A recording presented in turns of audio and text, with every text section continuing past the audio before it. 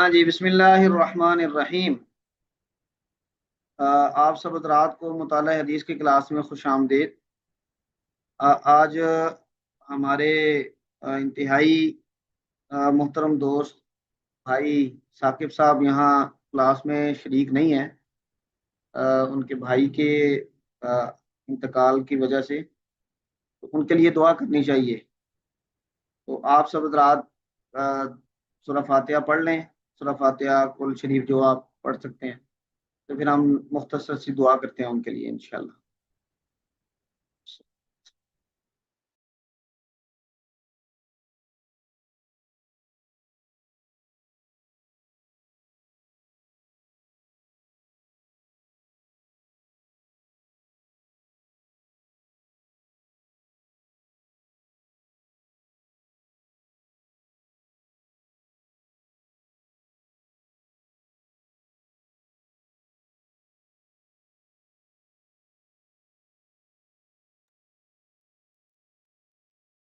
ہاں جی، دعا کر لیں ذرا 2-4 منٹ، اللہ تعالیٰ ان کو فریق رحمت فرمائے۔ بسم اللہ الرحمن الرحیم، الحمد للہ رب العالمین، والصلاة والسلام علی سید الانبیاء والمرسلین وعلی آلہ وصحبہ اجمعین۔ ربنا ظلمنا انفسنا وإن لم تغفر لنا وترحمنا لنكونن من الخاسرین۔ ربنا آتنا فی الدنیا حسنة وفی الآخرة حسنة وقنا عذاب النار۔ ربنا لا تزغ قلوبنا بعد إذ هديتنا وهب لنا من لدنك رحمة إنك أنت الوهاب۔ ربنا فاغفر لنا ذنوبنا وكفر عنا سيئاتنا وتوفنا مع الأبرار۔ اللهم من أحييته منا فأحيه على الإسلام ومن توفيته منا فتوفه على الإيمان۔ اللهم اغفر لحينا وميتنا وشاهدنا وغائبنا وصغيرنا وكبيرنا وذكرنا وأنثانا، اللهم اغفر له وارحمه وعافه واعف عنه وأكرم نزله ووسع مدخله واغسله بالماء والثلج والبرد ونقه من الخطايا كما ينقى الثوب الأبيض من الدنس۔ اللهم لا تحرمنا أجره ولا تفتنا بعده، اللهم أبدله دارا خيرا من داره وأهلا خيرا من أهله وبيتا خيرا من بيته وزوجا خيرا من زوجه يا أرحم الراحمين۔ اللهم تقبل حسناته واعف عن سيئاته، اللهم تقبل حسناته وتجاوز عن سيئاته، اللهم اجعل قبره روضة من رياض الجنة، اللهم اجعل قبره روضة من رياض الجنة۔ ربنا تقبل منا انك انت السميع العليم وتب علينا انك انت پیچھے التواب برجی رہتے ہیں الرحيم۔ نا، تو سیدھا سیدھا اللهم صل على خير خلقه محمد وآله کوئی وأصحابه ٹرن نہیں لینا، أجمعين کچھ نہیں، برحمتك ادھر يا جانا ہے ادھر سے أرحم واپس آ الراحمين۔ جانا۔ ہاں جی، ثاقب صاحب بڑے صدمے سے گزرے ہیں، امید ہے کہ آپ سب حضرات نے بھی ان سے تعزیت کی ہوگی، گروپ میں بھی ہم نے کی ہے۔ اللہ تعالیٰ ان کو صبر عطا کرے۔ کسی بھی اپنے قریبی کا دنیا سے رخصت آمین ہونا ایک بڑا صدمہ ہوتا ہے۔ بے اچھا شک۔ جی، بسم اللہ الرحمن الرحیم۔ پچھلی کلاس میں ہم نے بخاری کے حوالے سے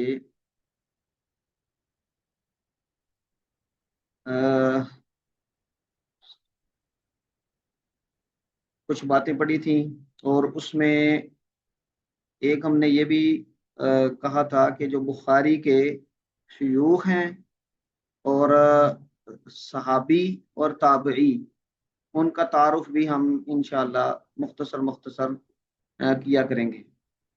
تو وہ مولانا زبیر صاحب اور ان کے گروپ نے اپنے ذمہ لیا تھا۔ تو مولانا زبیر صاحب، آج کی کلاس کے لیے آپ کے پاس کچھ مواد ہے؟ جی ساتھی، ایک ہم نے بنایا تھا جو اس کتاب البدل الوحی میں امام صاحب کے جو شیوخ ہیں نا، ان جی کا جی ایک بریف سا بنایا ہے، وہ بلکہ میں گروپ میں شیئر کرنا بھول گیا، اپنے والے میں نے کر دیا، ادھر نہیں کیا، تو وہ میں ابھی شیئر بھی کر رہا ہوں، اور پھر اسی کوئی میں بڑا بریف سا ہے، وہ ایکسپلین کر دیتا ہوں۔ جی میں آپ کو شیئرنگ الاؤ کر دی ہے، آپ اپنی طرف سے شیئر کر سکتے ہیں۔ میں موبائل پہ استاد جی وہ ٹائم لگ جائے گا اس میں واٹس ایپ پہ ڈال دیتا ہوں، اگر سب انڈیویجولی اس کو ہاں آپ پوسٹ واٹس کر ایپ پہ دیں۔ بھیج دیں تو میں اس کو شیئر کر دیتا ہوں یہاں۔ جی جی پلیز، تھینک یو۔ آپ بھیج دیں واٹس ایپ۔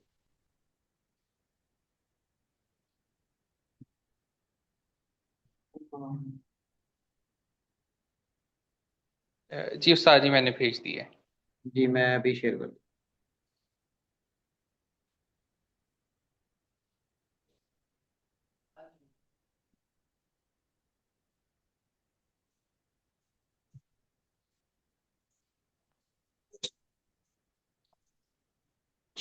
ایک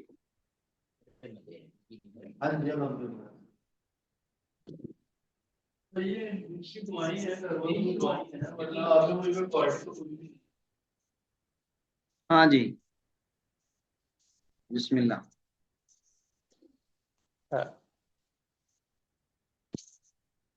جی استاد جی آپ اس میں گائیڈ کرتے ہیں کہ ہر حدیث وائز بیان کرتا جاؤں، یا پہلے یہ جو ساتوں احادیث کے امام صاحب کے شیوخ ہیں انہیں پہ جو جس ترتیب سے لکھا ہے ایسے بیان کر دوں؟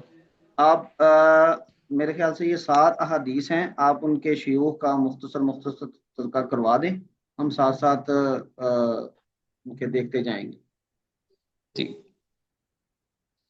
سب سے پہلے حدیث میں امام صاحب جن سے روایت کرتے ہیں وہ عبداللہ بن زبیر الحمیدی ہیں، اور ان کا قبیلہ قریش سے تعلق تھا اور مکہ کے ہی رہنے والے تھے، اور ان کی تاریخ وفات جو ہے وہ 219 ہجری ہے راج قول کے مطابق، اور ان کا ایک اپنا مسند بھی ہے جو کہ مسند حمیدی کے نام سے شائع بھی ہو چکا ہے۔ ہندوستان کے ایک بہت بڑے محدث تھے مولانا حبیب الرحمن اعظمی صاحب، ان کی تحقیق اور تعلیق کے ساتھ۔ تو اس میں ترتیب یہ رکھی ہے کہ امام صاحب کے شیوخ کے ذیل میں ان کے جو آگے سے شیوخ ہیں ان کا تذکرہ، اور ان کے جو مشہور شاگرد ہیں ان کا ہی صرف نام لکھا بتا دیا جائے، اگرچہ کہ سب کے شیوخ اور تلامذہ بہت زیادہ زیادہ ہیں۔ جی جی تو حمیدی جو ہیں ان کی 2 شیوخ بہت زیادہ مشہور ہیں، ایک تو سفیان ابن عیینہ، یہ اصلاً تو کوفہ کے رہنے والے تھے لیکن یہ پھر مکہ شفٹ ہو گئے اور پھر مکہ میں ہی وفات پائی انہوں نے۔ تو حمیدی جب سفیان سے روایت کرتے ہیں تو ان سے مراد سفیان ابن عیینہ ہوتا ہے، جیسا کہ پہلی حدیث میں بھی خالی سفیان ہے لیکن ان سے مراد ابن عیینہ ہی ہیں۔ پھر فضیل بن ایاز، وکی اور امام شافعی، اور یہ امام شافعی کے بڑے بڑے اصحاب میں سے تھے، اور ان کے جو نامور تلامذہ میں امام بخاری، محمد بن یحییٰ زہلی اور امام زرع رازی ہیں۔ اور یہ جو مفتی نظام الدین شامزئی صاحب کا مقالہ ہے اس کے اس صفحہ سے اس کی تفصیل لی گئی ہے۔ دوسری حدیث کے راوی جو ہیں عبداللہ بن یوسف التنیسی الدمشقی الکلائی ہیں، جو کہ 218 ہجری میں جن کی وفات ہوئی ہے، اور یہ امام مالک کے اجلہ شاگردوں میں سے ایک ہیں، اور جو موطا امام مالک کا نسخہ یہ روایت کرتے ہیں اس کے بارے میں کہا جاتا ہے کہ وہ اثبت نسخ میں سے ایک ہے، یعنی سب سے زیادہ صحیح ہے۔ تو ان کے مشائخ میں امام مالک، لیث بن سعد اور عبد الرحمن بن یزید بن جابر اور سعید بن بشیر جیسے لوگ ہیں، اور شاگردوں میں امام بخاری، یحییٰ ابن معین جو کہ امام الجرح و تعدیل ہیں، اور محمد بن یحییٰ زولی۔ تیسری حدیث کے راوی جو ہیں وہ یحییٰ بن عبداللہ بن بکیر القرشی المخزومی المصری ہیں۔ امام صاحب نے اپنی روایت کے ذیل میں ان کو ان کے دادا کی طرف منسوب کر کے یحییٰ بن بکیر نقل کیا ہے۔ ان کے مشائخ میں بھی امام مالک اور لیث بن سعد مصری ہیں۔ تلامذہ میں امام بخاری، ابو زرع رازی اور محمد بن عبداللہ زہلی ہیں۔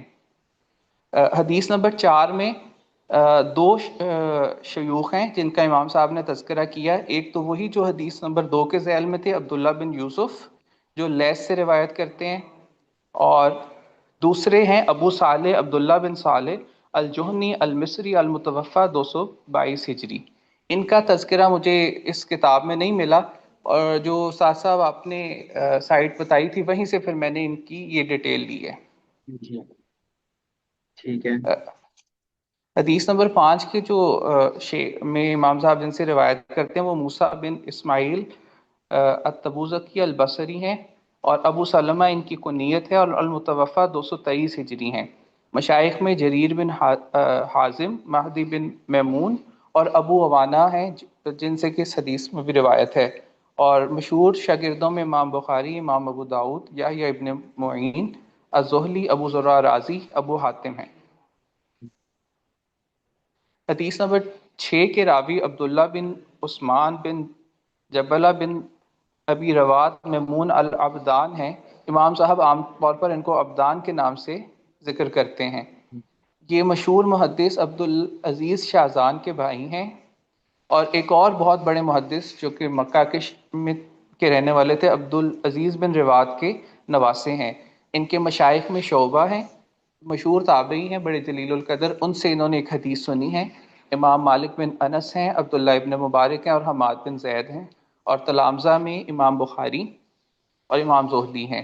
حدیث نمبر 6 میں ہی دوسرے شیخ جو ہیں وہ بشر بن محمد المروزی السختیانی، المتوفہ 214 ہجری ہیں۔ یہ ان کا تعلق فرقہ مرجیہ سے تھا، اور مشائخ میں عبداللہ ابن مبارک، فضل بن موسیٰ اور ابو نمیلہ ہیں۔ تو میلہ میرے خیال سے لفظ ہے۔ ہاں، تو میلہ تے ہے۔ جی تلامذہ میں امام بخاری، احمد بن یسار اور اسحاق بن فیض الاصبہانی ہیں۔ ہاں جی، آپ شیوخ میں یا بخاری کے روات میں بہت سے روات کے بارے میں یہ پڑھیں گے کہ یہ اہل تشیع میں سے ہیں۔ تو وہ اہل تشیع سے مراد یہ والے ہمارے شیعہ حضرات نہیں ہیں، بلکہ اس وقت جو اصطلاح بولی جاتی تھی تشیع کی، وہ اس سے مختلف تھی۔ تو ایک مقالہ بھی لکھا گیا ہے کہ بخاری کے شیعہ راوی، اور وہ شیعہ راوی جو ہیں بخاری کے، وہ یہ والے شیعہ جو تبرعی اور اس طرح کے جو امامیہ وغیرہ ہیں، یہ والے نہیں ہیں، بلکہ اس وقت تشیع کی اصطلاح بولی جاتی تھی، اور وہ صرف سیاسی جو موقف ہے اور اس کی طرف آپ کا جس طرف جھکاؤ ہے اس کے لیے بھی بولی جاتی تھی۔ تو اسی طرح یہ فرقہ مرجیہ سے تعلق رکھنے کا، مرجیہ فرقہ کے بارے میں آپ نے پڑھا ہوگا، کسی کو یاد ہے مرجیہ کسے کہتے ہیں؟ یہ ساتھی ایمان کو ہی فقط نجات کے لیے کافی سمجھتے ہیں، یعنی اعمال کو یا ایون زبان سے اقرار کو بھی یہ مطلب غیر ضروری سمجھتے ہیں، یعنی بالکل ایک اپوزٹ ایکسٹریم ہے خوارج کی۔ جی جی، وہ کہتے ہیں من قال لا الہ الا اللہ دخل الجنہ، جس نے لا الہ الا اللہ کہا وہ جنت میں داخل ہو گیا۔ اب اس کا مطلب یہ ہے کہ اس کو اعمال نقصان نہیں پہنچاتے، تو ایمان اس کا آ گیا تو وہ اب رجا کی زیادتی ہے بہت زیادہ، اس لیے ان کو مرجئہ کہا جاتا ہے۔ تو یہ ایکسٹریم تھی ایک، لیکن بہرحال تعلق تو ان کا دین کے ساتھ ہی تھا، مذہب کے ساتھ ہی تھا۔ تو اس اعتبار سے روایت حدیث میں ان کی روایات مانی جاتی ہیں، اور وہ اس لیے بھی مانی جاتی ہیں کہ بھئی جھوٹ تو ان کے ہاں بھی شنیع تھا، اور سچائی ان کے ہاں بھی ایک محمود صفت تھی دینی اعتبار سے بھی۔ تو اس لیے انہوں نے جھوٹ سے اجتناب کیا، صدق یہ غالب تھا، تو اس وجہ سے روایت کے اندر بھی یہ یعنی ثقہ راوی کے طور پہ معروف ہے۔ جزاک اللہ خیرن، یہ مختصر مختصر تعارف ساتھ ساتھ آتا رہے گا، تو امید ہے کہ ہم تھوڑا سا جب آگے بڑھیں گے تو بہت سارے شیوخ سے فیملیئر ہو جائیں گے، اور جب ان کا نام آئے گا تو یہ چھوٹا چھوٹا خاکہ ہمارے ذہن میں آئے گا، پھر موقع ملے تو آدمی ان کے بارے میں مزید بھی پڑھ سکتا ہے۔ جی بہت شکریہ زبیر بھائی۔ السلام علیکم سر۔ جی وعلیکم السلام۔ جی ایکسکیوز می سر، ایک دفعہ نا پھر ذرا دوبارہ سے بتا دیں کہ جب ہم کوئی وہ روایت پڑھتے ہیں تو پھر ہمیں کیسے پتا چلتا ہے کہ یہ اس کا استاد ہے اور یہ شاگرد ہے؟ ہاں اور یہ بھی تو ہو روایت، سکتا ہے کہ اس بندے نے ویسے ہی سنی ہو، وہ اس مجلس میں بیٹھا ہو، وہ ڈائریکٹ ان کا نہ ہو شاگرد۔ یعنی آپ کہہ رہے ہیں کہ کسی اور سے سنی ہو؟ نہیں، اسی آ، مجلس میں بیٹھ کے ویسے ہی سننے کے لیے بھی تو آ جاتے تھے لوگ. استاد جی میں اس میں اگر اجازت دیں تو جی جی، جواب بسم دوں. اللہ، بسم اللہ، ٹھیک. بسم اللہ. آ، آپ ہی اس میں جو استاد شاگرد اس معنی میں نہیں ہے کہ بالکل حروف ابجد ہی اس نے اس کو سکھائے ہوں یا وہ ہوں. کیا ہو. کسی جس نے کسی سے ایک حدیث کی بھی اجازت لی ہے نا تو وہ اس کا شاگرد ہی ہے، چاہے آپ اس کو مطلب ایک ہی حدیث کی اور اس پہ اس مجلس میں بھی چاہے کوئی اور ہی پڑھ رہا تھا اور مطلب قراءتن علیہ کی اجازت استاد نے سب کو دے دی اور وہ جو جن کو اجازت ملی ہے وہ صرف سن ہی رہے تھے. تو یہ بھی ایک وہ جیسے استاد صاحب نے پچھلی کلاس میں کہا تھا کہ حدیث کو ادا کرنے کے اور اس کے مطلب عمل کرنے کے مختلف طریقے ہیں تحمل کے. تحمل تو حدیث، یعنی تحمل روایت حدیث حدیث کے، کی. روایت حدیث کے. تو یہ اس معنی میں ان کو مشائخ یا استاد یا شاگرد یا کہتے ہیں. اگرچہ آپ وہ جرح و تعدیل کی کتابوں میں دیکھیں تو وہ اخذ عنہ یا اخذ منہ کی بھی وہ لکھتے ہیں، یعنی اس سے اس نے اتنی احادیث لی یا اس نے اس سے اس کو اتنی دیں. تو یہ مطلب فلیکسیبل سی ٹرم ہے یہاں پہ استاد شاگرد کی. ہاں جی، لیکن غالباً یہ ٹرم بولی جاتی ہے ان شیوخ پہ کہ جن کے ساتھ لمبا عرصہ گزار کے ان سے اخذ و استفادہ کیا گیا ہے اور ان سے باقاعدہ حدیث روایت کرنے کی اجازت لی گئی ہے. یہ غالباً اس پر بولی جاتی ہے، لیکن فلیکسیبل اس طرح ہے کہ آپ نے ایک ٹرم پڑھی ہوگی اصول حدیث میں، وجادہ. تو وجادہ کیا ہوتا ہے کہ کسی شیخ کی کتاب مل گئی، براہ راست اس سے ملاقات نہیں ہوئی، اور پھر اس کتاب کو آگے روایت کرنا شروع کر دیا وجادتن. تو یہ بھی ایک طریقہ ہے تحمل حدیث کا، روایت حدیث کا. لیکن ظاہری بات ہے کہ یہ جو ہم طریقے پڑھیں طریقے روایت حدیث کے دیکھتے ہیں، ان میں بھی قابل اعتماد اور پھر زیادہ مضبوط پھر کم مضبوط یہ سارے شیڈز آتے ہیں. تو میں نے غالباً آپ کے ساتھ ایک لنک شیئر کیا تھا کہ نہیں کیا تھا، جس میں امام بخاری کی شرائط تھی؟ نہیں کیا. جی استاد جی کیا ہوا ہے، وہ اسلامک اردو بکس کا تھا. ہاں، جس میں وہ شرائط کا تذکرہ تھا اور جی جی بالکل تھا. ان کے طرق کا تذکرہ تھا. اس میں جو راویوں کے 5 درجات بیان کیے جاتے ہیں، ان میں امام بخاری اس بات کا اہتمام کرتے ہیں کہ جو پہلے درجے کے راوی ہیں ان سے روایت لیں. اور وہ پہلے درجے کے راوی کیسے بنتے ہیں؟ جب آپ یہ درجات دیکھیں گے تو آپ کو ان کے شیوخ کا اور ان کے ساتھ ان کے تعلق کا اور حدیث کی روایت کا جو طریقہ کار ہے ان کی اجازت کا آپ کو پتہ چلے گا. تو امام بخاری حدیث لیتے ہیں کثیر الضبط کا، یعنی کامل الضبط اور کثیر الملازمہ روات سے. کامل الضبط کا مطلب ان کا حافظہ مضبوط ہے، اور کثیر الملازمہ کا مطلب ہے کہ انہوں نے اپنے استاد کے ساتھ لمبا عرصہ گزارا ہے. اور ظاہری بات ہے کہ جس استاد کے ساتھ کسی شاگرد نے لمبا عرصہ گزارا ہو وہ اس شاگرد سے زیادہ قابل اعتبار ہوتا ہے کہ جس نے کم عرصہ گزارا ہو. تو امام بخاری اس بات کی یعنی اہتمام کرتے ہیں کہ ایسے شیوخ سے، ایسے راویوں سے روایت لیں کہ جو کثیر یعنی کامل الضبط اور کثیر الملازمہ ہے. تو شاگرد اور استاد ہونے میں یا شیخ ہونے میں یہ ٹھیک ہے کہ ایک روایت بھی جس سے کی ہے اس کو وہ شیخ سمجھتے ہیں اور روایت کرنے کی اجازت، ظاہری بات ہے اس سے روایت لی ہے تو مطلب کیا کہ اس سے اجازت بھی لی ہے آگے روایت کرنے کی. لیکن یہ جو غالباً بولا جاتا ہے یہ انہی اساتذہ پہ بولا جاتا ہے کہ جن کے پاس رہ کے ان کی کتاب پڑھی یا ان کی روایات نہیں اور ان سے پھر آگے روایت کرنے کی اجازت بھی دی. ہاں جی، واضح ہوا؟ سسٹر شفقت آپ جی کا. ایکسکیوز می سر، ایک دفعہ جی ایک دفعہ نا یہ آپ ذرا دوبارہ سے یہ حدیث کی جو وہ سند ہے نا اس میں ذرا کلیئر کر دیں، کیونکہ وہ آصف بھائی بھی میرے سے پوچھ رہے تھے تو مجھے اتنا کلیئر نہیں تھا، تو میں نے کہا آج کی کلاس میں پوچھ لوں کہ وہ شاید ابھی اچھا دیکھیں، یہ ہم نہیں پڑھ رہے ہیں نا حدثنا الحمیدی عبداللہ ابن الزبیری. یہ کون کہہ رہا ہے حدثنا؟ جی سر شفقت ذرا بتائیں کہ یہ کون کہہ رہا ہے حدثنا ہمیں بیان کیا؟ امام بخاری رحمۃ اللہ علیہ۔ امام بخاری کہہ رہے ہیں، اس لیے ہم پیچھے پڑھتے ہیں بسند متصل منا الى الامام الحافظ ابی عبد اللہ محمد ابن اسماعیل البخاری رحمہ اللہ تعالی قال۔ اب یہ جو قال کہتے ہیں اس کا مطلب کہ امام بخاری کہہ رہے ہیں یہ بات۔ اب امام بخاری کے ڈائریکٹ استاد کون ہوئے؟ شیخ، وہ یہ حمیدی ہوئے، یہ امام بخاری کے استاد ہیں۔ آگے ان کے شیخ سفیان ہوئے، یہ سفیان سے روایت کرتے ہیں تو یہ ان کے استاد ہوئے۔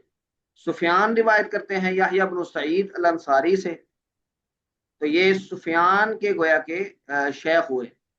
اور پھر آگے وہ محمد بن ابراہیم التیمی سے، اور پھر وہ علقمہ سے، اور علقمہ یہ عمر بن خطاب رضی اللہ تعالیٰ عنہ سے۔ تو یہ اس طرح چلے گی سند۔ تو جو سب سے پہلا راوی ہوگا وہ صاحب کتاب محدث کے شیخ ہوں گے، ڈائریکٹ شیخ۔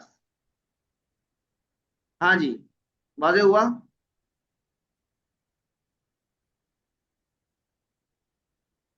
جی سر۔ اچھا جی چلیں، اللہ تعالیٰ خیر کرے۔ ہم نے یہ روایات پڑھی تھی، یہ والی روایت پڑھی تھی، اور پچھلی کلاس میں ہم نے وحی اور اس کی اقسام پہ بحث کی تھی، کر لی تھی نا ہم نے وہ بحث، آپ لوگوں کے ذہن میں ہے؟ جی استاد جی سر۔ اور وحی کی ہم نے کتنی اقسام ذکر کی تھی؟ 6 تھی، 7 تھی، کتنی تھی؟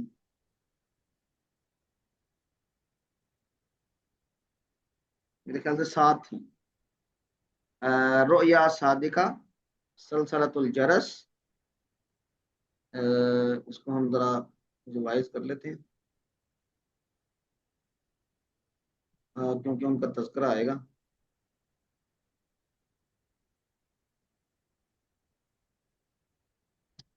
دوی النحل، یہ سلسلۃ الجرس کی ہی 2 ڈائمینشنز ہیں، القاء فی القلب ملائکہ، اور براہ راست کلام، اور پس پردہ کلام، 6 بنتی ہیں تو 7 بھی کہی جا سکتی ہیں۔ تو یہ وحی کی ہم نے اقسام پڑھی تھی، اس کا تذکرہ آئے گا۔ ایک چیز کا اور تذکرہ آئے گا یہاں پہ، وہ آئے گا مدارسہ کا۔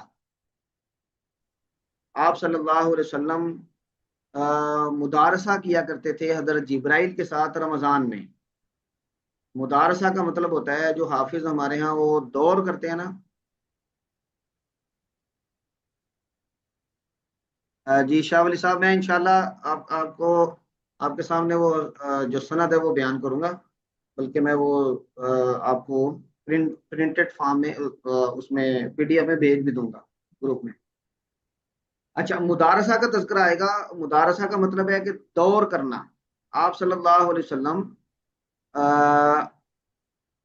حضرت جبرائیل کے ساتھ مدارسہ کیا کرتے تھے رمضان میں، اور یہ مدارسہ یعنی دور، سننا سنانا، جس طرح کہ رمضان میں حافظ ایک دوسرے کو سنتے سناتے ہیں، تو یہ قرآن کریم کی حفاظت کے لیے تھا۔ اب جتنا قرآن کریم اس رمضان تک نازل ہوا ہوتا، آپ صلی اللہ علیہ وسلم وہ حضرت جبرائیل سے سنتے بھی اور خود سناتے بھی۔ تو قرآن کریم کی حفاظت پہ آپ نے کئی دفعہ سنی ہوگی بات، تو مختصر سی بات ہم آج اس پہ بھی کریں گے۔ تو پچھلی کلاس میں یہ یہاں تک ہم نے عبارت پڑھ لی تھی، فطر الوحی 3 کی، تو اس کا میں مختصر ترجمہ کر لیتا ہوں، اور کچھ درمیان میں تھوڑی تھوڑی باتیں ہیں وہ کر لیتے ہیں۔ تو یہ دوسری روایت ہے، حدثنا عبداللہ ابن یوسف، یہ عبداللہ ابن یوسف کا بھی آپ نے تذکرہ سنا۔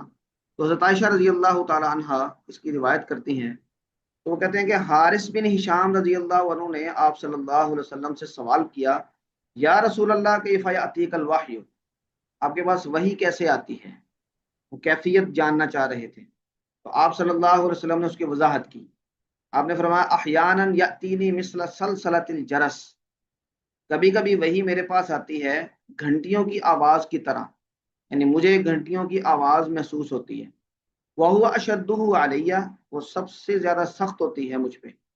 فَيَفْصِمُ عَنِّي، وہ مجھ سے جب دور ہوتی ہے، فَقَدْ وَعَيْتُ عَنْهُ، تو میں اس یعنی یاد کر چکا ہوتا ہوں، انہو اس سے، ما قالا جو اس نے کہا، یعنی جو مجھ پر وحی ہوا وہ مجھے یاد ہو چکا ہوتا ہے۔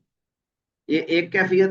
احیانا یتمثل لی الملک، کبھی کبھی میرے لیے فرشتہ یہ متمثل ہوتا ہے، یعنی مادی وجود میں آتا ہے، رجلن، کسی آدمی کی شکل میں، فیکلمنی، وہ مجھ سے کلام کرتے ہیں، فاعی ما یقول، تو میں محفوظ کر لیتا ہوں جو وہ کہتے ہیں، یعنی مجھے حفظ ہو جاتا ہے۔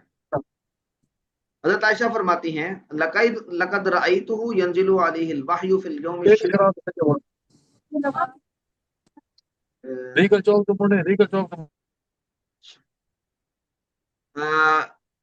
حضرت عائشہ فرماتی ہیں کہ میں نے دیکھا آپ صلی اللہ علیہ وسلم کو کہ جب ان پر یہ وحی نازل ہوتی تھی، یعنی یہ سلسلۃ الجرس والی سخت سردی کے دن، فیفصم عنہ، تو وہ آپ سے یہ کیفیت دور ہوتی، تو آپ کا ان جبینہ، آپ کی جو پیشانی ہے، لا یتفسد عرقا، وہ یعنی فسد کہتے ہیں رگ کاٹنے کو، جب خون کی رگ کاٹی جائے تو اس میں سے جیسے پسینہ بہتا ہے تیزی کے ساتھ، تو آپ کی پیشانی اس طرح پسینے سے شرابور ہوئی ہوتی تھی، اس سے ایسے پسینہ ٹپک رہا ہوتا تھا۔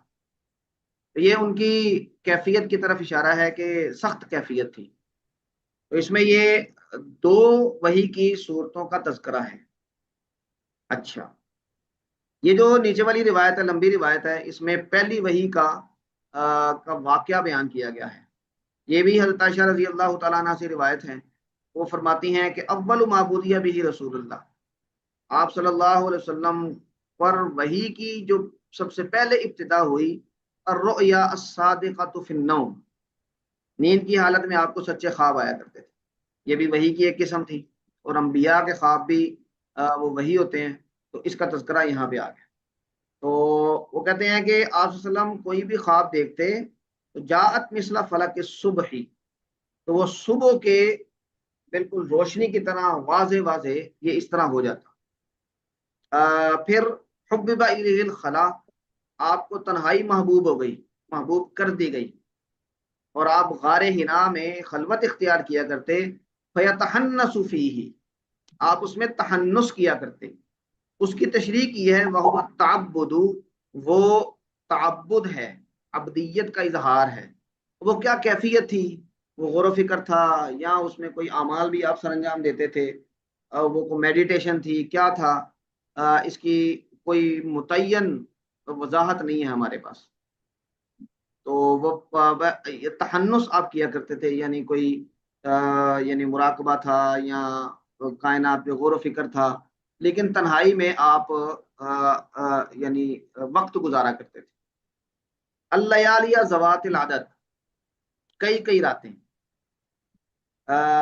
قبل ان ینزی الی اہلہ، اس سے پہلے کہ آپ جاتے اپنے اہل و عیال کی طرف۔ ینزیہ، نزا کا مطلب ہوتا ہے کھینچنا، کھینچنا، تو آپ کھینچتے اپنے اہل کی طرف، یعنی آپ ان سے ملنے کے مشتاق ہوتے۔ وَيَتَزَوَّدُ لِذَلِكَ، یہ اس قیام کے لیے آپ زادرہ لے کر جایا کرتے۔ ثم يرجع الى خدیجہ فیتزود لمثلها، پھر آپ واپس خدیجہ کے پاس آتے، پھر اس طرح زادرہ لے لیتے جتنا دن آپ نے ہفتہ 10 دن ٹھہرنا ہوتا۔ تو اسی دوران آپ پر حق واضح ہوا اور آپ غار حرا میں ہی تھے۔ اچھا، یہ جو جملہ ہے حتی جاء الحق وهو فی غار حراء، آپ میں سے کوئی یہ بتائیں کہ یہ جو جملہ ہے وَهُوَ فِي غَارِ حِرَاءٍ، یہ اس ترکیب میں کیا بن رہا ہے؟ حال ہاں جی، حال بن رہا ہے، بالکل ٹھیک ہے۔ یعنی آپ پر حق آیا اس حال میں کہ آپ غار حرا میں ہی قیام پذیر، ٹھیک ہے۔ تو فرشتے آپ کے پاس آئے، انہوں نے آ کے کہا اقرا، یہ پورا واقعہ ہے، ما انا بقاری، آپ نے یہ یعنی فرمایا کہ مجھے نہیں پڑھنا آتا، میں نہیں پڑھ سکتا، میں پڑھنے والا نہیں ہوں۔ اب یہاں پہ جو بحث ہوتی ہے، آپ لوگوں نے یہ پہلے سنی ہوگی کہ کیا ان کے پاس کوئی ایسی چیز تھی کہ جو لکھی ہوئی تھی اور وہ کہہ رہے تھے چلو پڑھو، تو آپ کہتے تھے مجھے تو پڑھنا نہیں آتا. حالانکہ اگر ان کے بات کو ہی دہرانا تھا تو آپ دہرا سکتے تھے. تو کچھ لوگوں کا یہ خیال ہے کہ کچھ لکھی ہوئی چیز تھی جو حضرت جبرائیل لے کر آئے. کچھ لوگ اس میں مختلف قسم کی دوسری توجیحات بھی کرتے ہیں کہ آپ صلی اللہ علیہ وسلم نے اس وقت نہیں پڑھا، اس وقت تک نہیں پڑھا جب تک کہ اللہ کا نام نہیں آیا، وغیرہ وغیرہ. تو اس میں واقعہ یہ ہے اور اس کی مختلف توجیحات ہو سکتی ہیں. اچھا، تو پھر انہوں نے جب یہ کہا کہ میں نہیں پڑھنے والا یا میں نہیں پڑھ سکتا، تو پھر انہوں نے پکڑا اور ذرا دبایا، اور اتنا دبایا کہ بلغ من الجہد، کہ مجھے اس کی تکلیف ہوئی، جو ذرا جہد کرنی پڑی. یعنی وہ جو دم گھٹتا ہے دبانے سے، وہ کیفیت پیدا ہوئی. پھر چھوڑا، پھر کہا، پھر آپ نے فرمایا وہی، پھر انہوں نے پکڑا، پھر اتنا دبایا، پھر چھوڑا، پھر تیسری مرتبہ کہا. تو پھر 3 مرتبہ گویا کہ یہ عمل دہرایا گیا. اب اس میں محدثین کہتے ہیں کہ آپ صلی اللہ علیہ وسلم کیونکہ بشر تھے، جبرائیل نورانی مخلوق ہے، تو ان کے درمیان مناسبت کے لیے یہ آپس کا جو تعلق ہے، جسمانی تعلق، یہ ہوا، اور اس میں جو مناسبت پیدا ہوئی، پھر آپ صلی اللہ علیہ وسلم نے اس مناسبت کی وجہ سے پڑھا. تو پھر جب انہوں نے چھوڑا تو پھر پوری آیت پڑھی، اقرأ بسم ربک الذی خلق، خلق الانسان من علق، اقرأ وربک الاکرم. یہ 5 آیات تھیں، تو یہاں پہ 3 آیات کا تذکرہ ہے.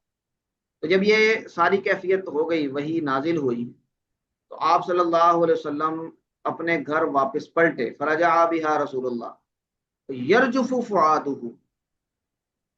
یہ بتائیں کہ یہ یرجف فؤادہ یہ کیا بن رہا ہے ترکیب میں؟ یہ بھی حال ہے. یہ بھی حال ہے. وقد یرجف، اگر مضارع کے ساتھ قد آ جائے تو تب بھی عام طور پہ حال ہی بنتا ہے، اور مضارع ویسے سیکوینس میں آ جائے تو تب بھی حال ہی بنتا ہے. تو آپ صلی اللہ علیہ وسلم اس حال میں واپس پلٹے کہ آپ کا دل کانپ رہا تھا. فؤاد دل کو کہتے ہیں. یہ نیچے یہاں پر یہ بھی لفظ آیا ہے بوادرہ. بوادر کہتے ہیں گردن اور شانے کے درمیان جو گوشت ہوتا ہے، پٹھے ہوتے ہیں ان کو، اور جب آدمی کسی کیفیت میں ہو تو وہ بھی پھڑکنے لگتے ہیں. تو اگر بوادر کہا جائے تو اس کا مطلب ہے کہ آپ کے یہ پٹھے پھڑک رہے تھے، اور اگر فواد کہا جائے تو اس کا مطلب ہے کہ آپ کا دل کانپ رہا تھا اس کیفیت کے روب کی وجہ سے. تو آپ حضرت خدیجہ کے پاس آئے اور فرمایا زملونی زملونی. تو انہوں نے آپ کو چادر اڑائی یہاں تک کہ آپ کا وہ روب جاتا رہا. اور پھر آپ نے حضرت خدیجہ کو وہ پوری خبر سنائی، اخبرہ الخبر. اور پھر یہ فرمایا کہ لقد خشیت علی نفسی، مجھے اپنے جان کا خوف ہے. تو اب یہ اپنی جان کا خوف کیوں تھا، اس کی بھی مختلف توجیحات ہوتی ہیں، لیکن ان توجیحات میں سے مناسب توجیح ہے وہ یہی بنتی ہے کہ آپ صلی اللہ علیہ وسلم اس ذمہ داری کے احساس کی وجہ سے ایسا فرما رہے تھے کہ اتنا بڑی ذمہ داری ہے، اتنے یعنی انسانیت کے کو یہ پیغام پہنچانا، یہ بہت بڑی ذمہ داری ہے.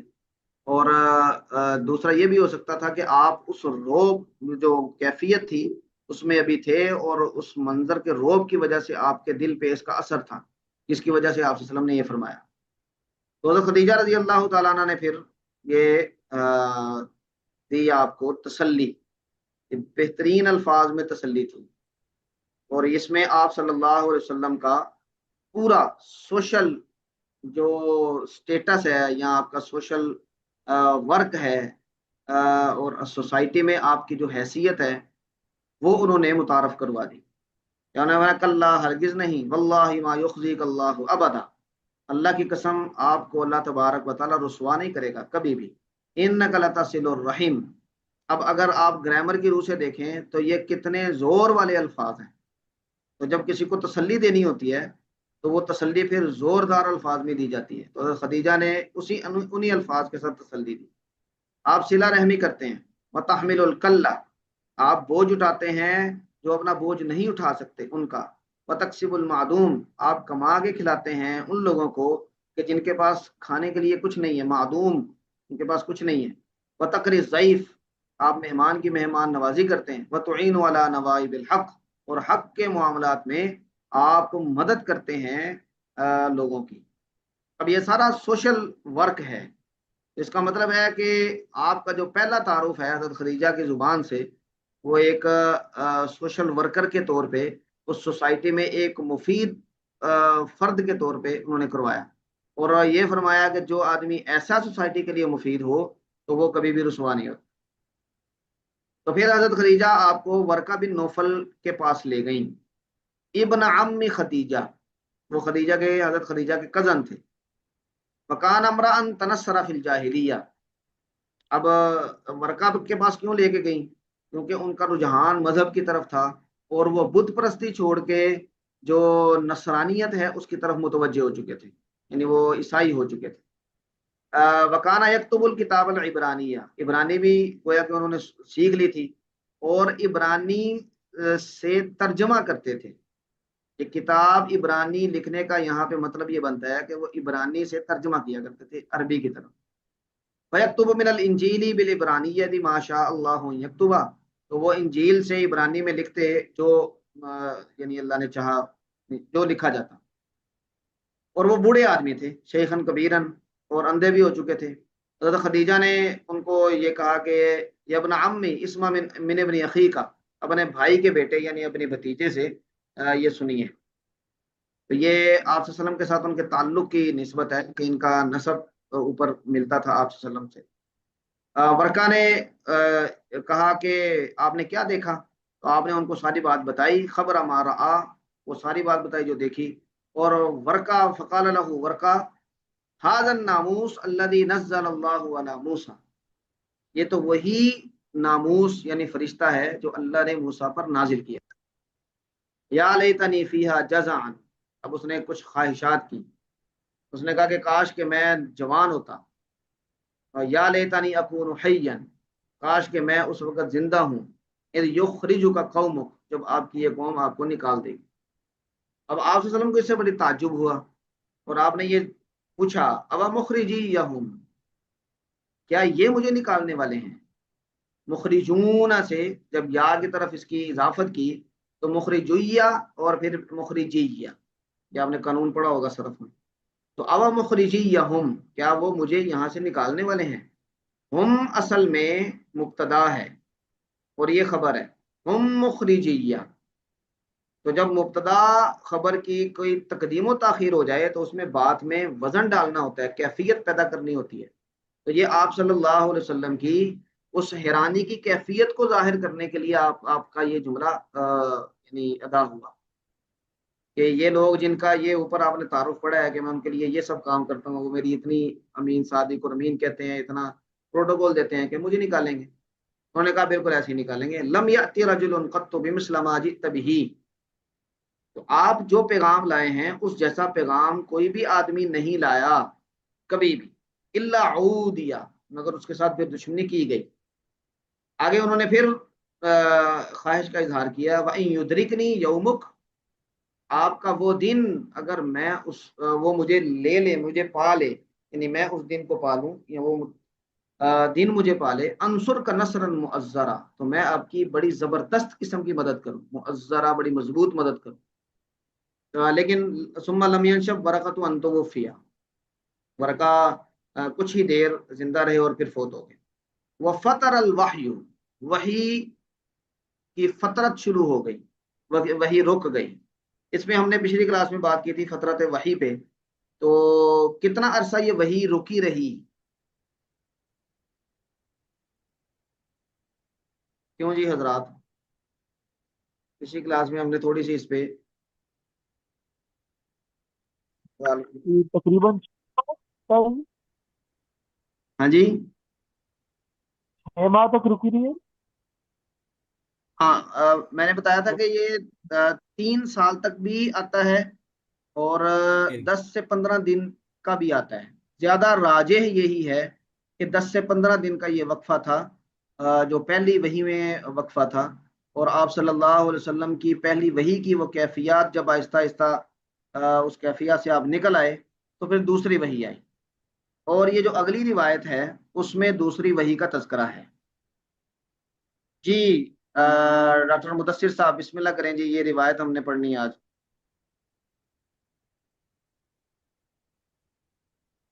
ڈاکٹر صاحب موجود ہیں؟ جی جی، یہ اگلے والی، یہ جو ہے ہاں جی 4 نمبر۔ چار نمبر۔ ہاں جی پڑھا کرو۔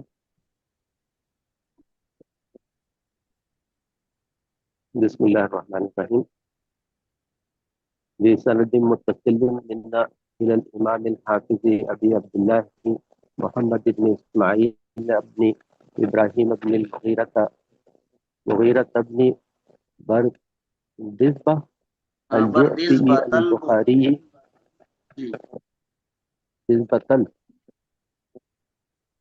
الجعفي البخاري رحمه الله تعالى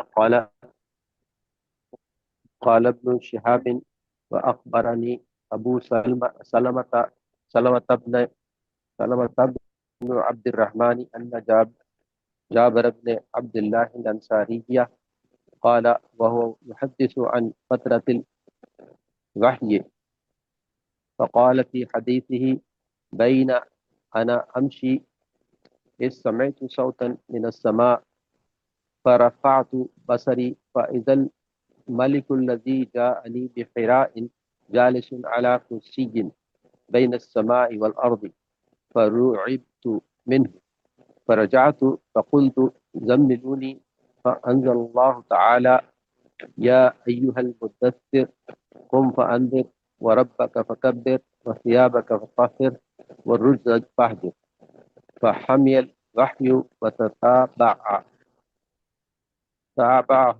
عبد الله بن عبداللہ ابن یوسف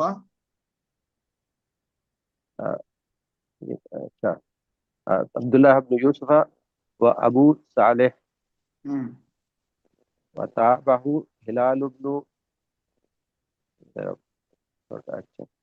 وتابعه هلال بن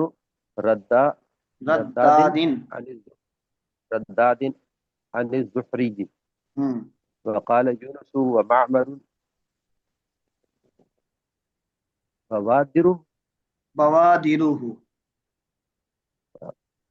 ہاں جی یہ بوادرہ گویا کہ وہ بتا رہے ہیں اوپر والی روایت میں جو فوادہ ہے یرجف فوادہ، تو یہاں پہ آئے گا ترجف بوادرہ۔ بوادرہ بادرہ کی جمع ہے، تو اس کا مطلب ہے کہ یہاں دل کانپ رہا تھا، یہ راوی نے کہا، یا پھر یہ کہا کہ آپ کی یہ جو شانے کی گوشت تھا وہ پھڑک رہا تھا۔ اچھا جی، اس روایت میں 2-3 باتیں ہیں جن کی طرف توجہ کرنے کی ضرورت ہے۔ ایک تو یہ ہے قال ابن شہاب، کہ اوپر جو روایات آپ نے پڑھی ہیں وہ روایات شروع ہو رہی ہیں حدثنا سے،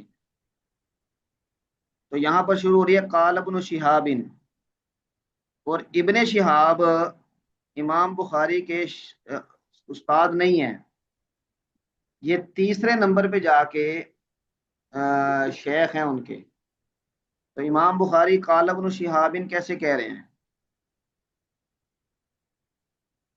ابن شہاب سے انہوں نے ڈائریکٹ روایت تو کی نہیں، تو یہ کیا کہہ رہے ہیں؟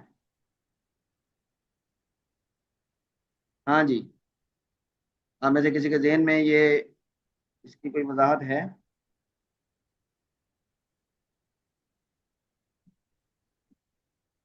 یا ایھا العلماء، یہ جب ہم پڑھ رہے تھے شمائل ترمذی، اس میں ایک ہا آتا تھا روایت پڑھتے ہوئے، سند پڑھتے ہوئے، ہا، اس کا کیا مطلب ہے؟ تحویل جی تحویل۔ تحویل کا مطلب کیا تھا؟ کہ اس کی پیچھے 2 اسناد ہیں اور ایک راوی پر وہ دونوں جمع ہو جاتی ہیں، اگلی سند ایک ہی ہے، وہ ایک سند آتی تھی اور پھر ہا آتا تھا، پھر ایک اور سند آتی تھی، پھر جہاں پر ہا آیا تھا اس راوی پر یہ دونوں جو سندیں اکٹھی ہو جایا کرتی تھی اور اگلی سند پھر ایک ہی ہوتی تھی، گویا کہ دو سندوں کا محور ایک راوی تھا۔ اب یہاں پر جو یہ روایت بیان کر رہے ہیں، یہاں پہ ابن شہاب محور ہیں، لیکن ان کی پچھلی سند ایک ہے، اگلی سند مختلف ہے۔ یہ گویا کہ اس تحویل کا الٹ ہے۔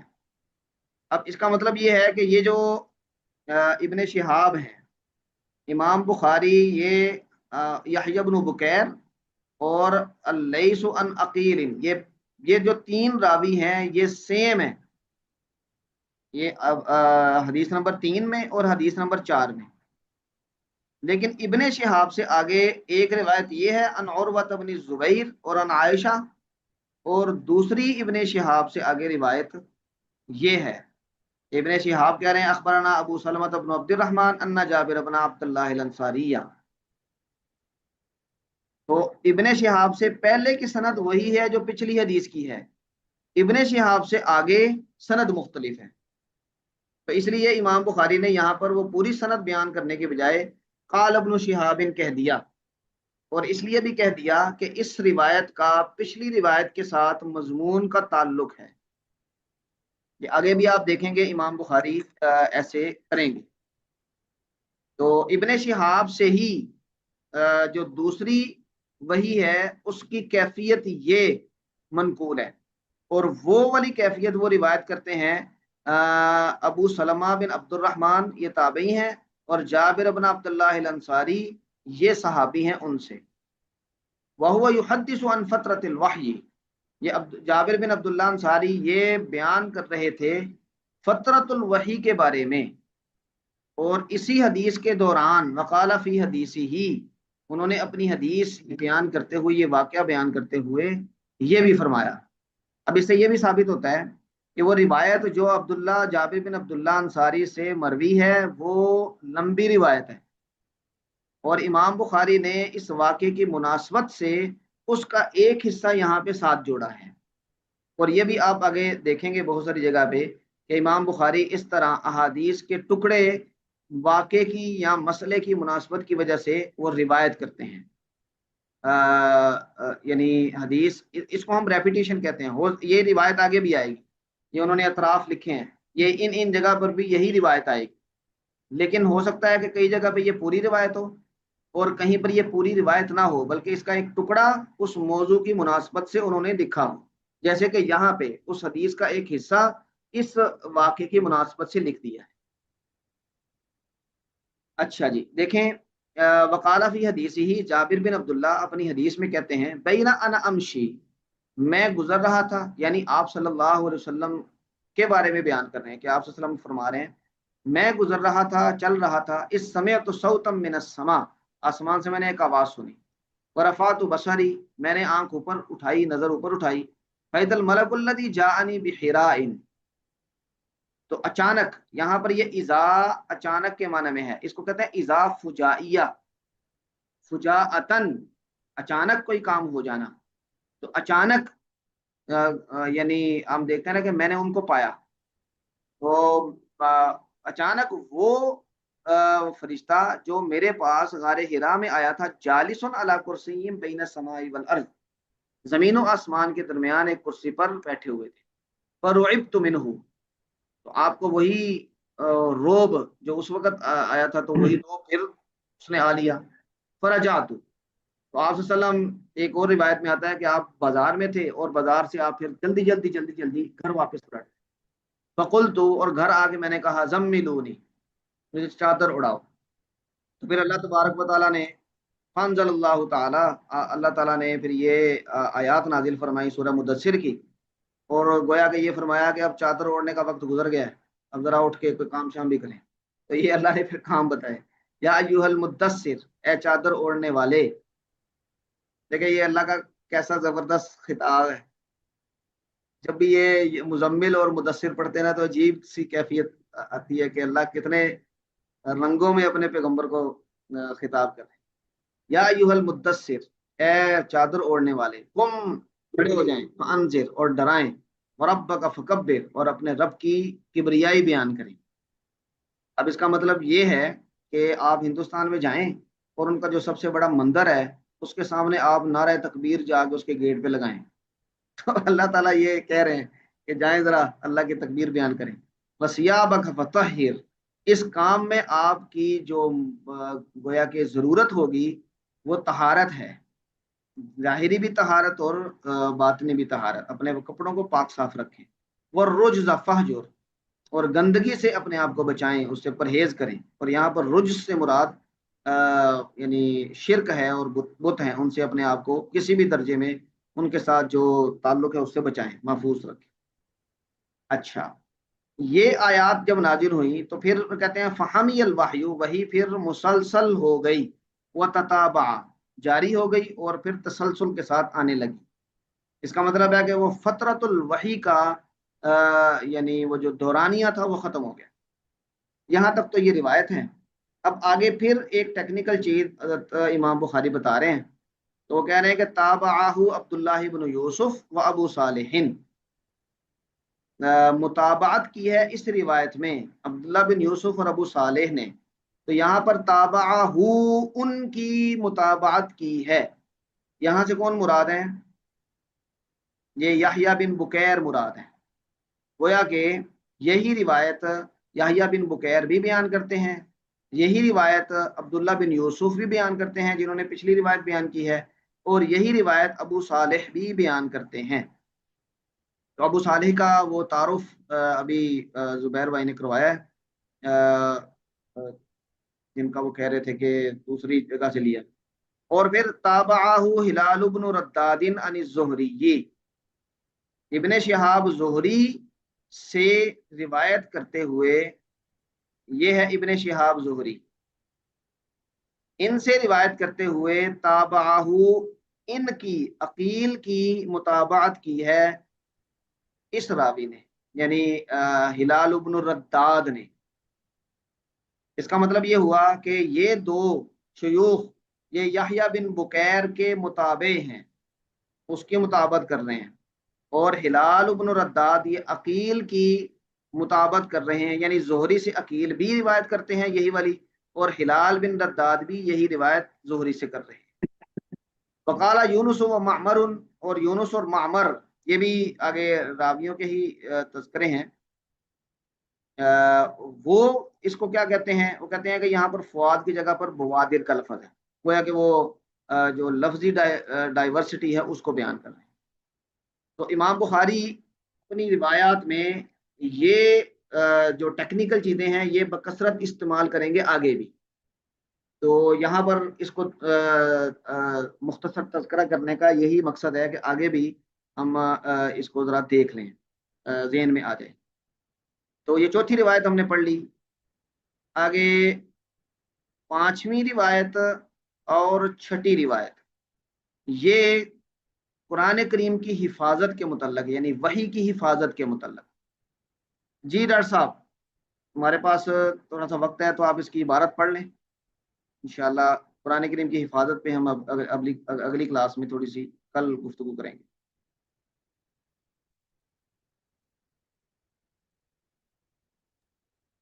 ہاں جی، ڈاکٹر مدثر صاحب تشریف رکھتے ہیں؟ جی جی جی جی بسم اللہ کریں۔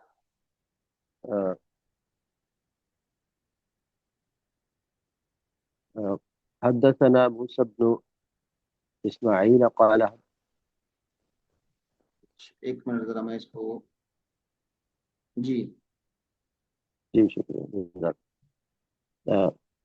قال حدثنا موسى بن اسماعیل قال حدثنا ابو عوانة قال حدثنا موسى بن ابي عائشة قال حدثنا سعيد بن جبير عن ابن عباس في قوله تعالى لا تحرك به لسانك لتعجل به، قال كان رسول الله صلى الله عليه وسلم يحركهما، فقال سعيد أنا أحركهما كما رأيت ابن عباس يحركهما، فحرك شفتيه، فأنزل الله تعالى لا تحرك به لسانك لتعجل به، إن علينا جمعه وقرآنه قال جمعه لك في صدرك وتقرأه وإذا قرأناه فاتبع قرآنه قال فاستمع له وأنصت ثم إن علينا بيانه ثم إن علينا أن تقرأه فكان رسول الله صلى الله عليه وسلم بعد ذلك إذا أتاه جبريل استمع فإذا انطلق جبريل قرأه النبي صلى الله عليه وسلم كما قرأه. جی کما قرأہ.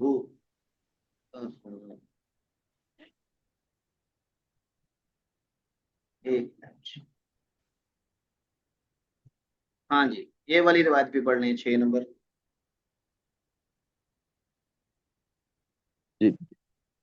قال حدثنا عبدان قال أخبرنا عبد الله قال أخبرنا يونس عن الزهري وحدثنا بشر بن محمد قال أخبرنا عبد الله قال أخبرنا يونس ومعمر عن الزهري نحوه قال أخبرني عبيد الله بن عبد الله عن ابن عباس قال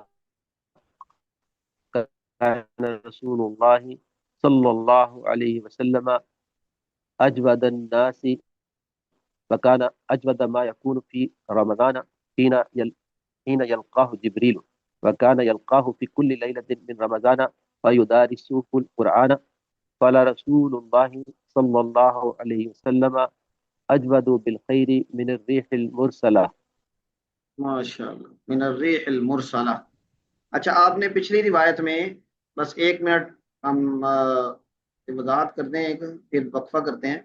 یہ آپ نے پڑھا تھا وقال یونس و معمر. اب یہاں پہ آپ کو اس کی وضاحت نظر آئے گی کہ یونس و معمر یہ دونوں روایت کرتے ہیں عن الزہری امام زہری سے. اب اس کا مطلب ہے کہ یہ پیچھے والی روایت میں جو زہری سے روایت کرنے والے لوگ ہیں وہ 4 ہو گئے. ابن شہاب زہری سے یہ روایت کرتے ہیں عقیل, ان کی مطابعت کر رہے ہیں یہاں پہ ہلال ابن رداد, اور پھر ان یعنی عقیل, ہلال ابن رداد اور یونس اور معمر یہ بھی زہری سے ہی روایت کر رہے ہیں. گویا کہ یہ بھی عقیل کے ہی مطابعت کر رہے ہیں. اس کا مطلب ہے کہ امام بخاری اس روایت کی مختلف اسناد کو آپ باہم جوڑ کے بتا رہے ہیں کہ بھئی یہ روایت کسی ایک راوی سے نہیں ہے بلکہ یہ روایت بڑی مضبوط ہے اور باقی راویوں سے بھی ہے. تو یہاں پہ یونس اور معمر کا ہمیں اس کی وضاحت آ گئی. چلیں یہ اگلی روایت کافی لمبی ہے, وہ ابو سفیان کا قصہ ہے ہرقل والا. اس پہ کچھ ٹیکنیکل باتیں بھی ہیں تو انشاءاللہ وہ ہم کل کریں گے. کل یہ ہم باب مکمل کریں گے. اب ہم یہاں پہ وقفہ کرتے ہیں, انشاءاللہ العزیز اس پہ کل بات کریں گے. کل وہ حفاظت قرآن پہ ہم تھوڑی سی گفتگو کریں گے انشاءاللہ العزیز. ٹھیک ہے جی, آج اگر کسی کا سوال ہے تو بتائیں, باقی نماز کے لیے وقفہ باقی لوگ کرنا چاہیں تو کلاس کو چھوڑ سکتے ہیں. استاد جی مطابق